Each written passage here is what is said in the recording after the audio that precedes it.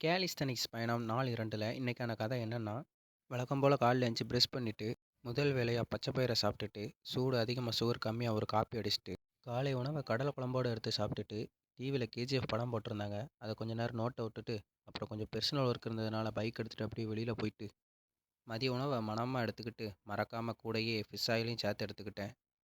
அப்புறம் மொட்டை மாடிக்கு வந்து இயற்கையை கொஞ்சம் நேரம் அப்படியே ரசிச்சுட்டு பயிற்சியை ஆரம்பிச்சிட்டேன். இன்றைக்கி பயிற்சியில் சூடு மேலே போட்டுட்டு இன்றைக்கி chest and leg work out.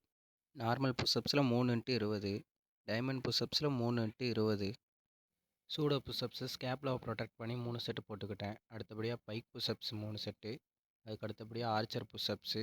இறுதியாக எனக்கு ரொம்பவுமே பிடிச்ச ஒரு புஷ்அப்ஸை போட்டு இதை முடிச்சுக்கிட்டேன். அடுத்தபடியாக லெக்கை ஃபேஸ் பண்ணி ஃப்ரீ ஸ்குவாட் ஒரு 30ல் 3 செட்டு போட்டுக்கிட்டேன்.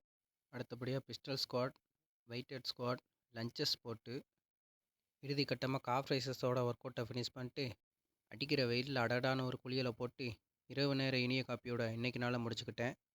தொடர்பில் இருக்கவும். பாய்.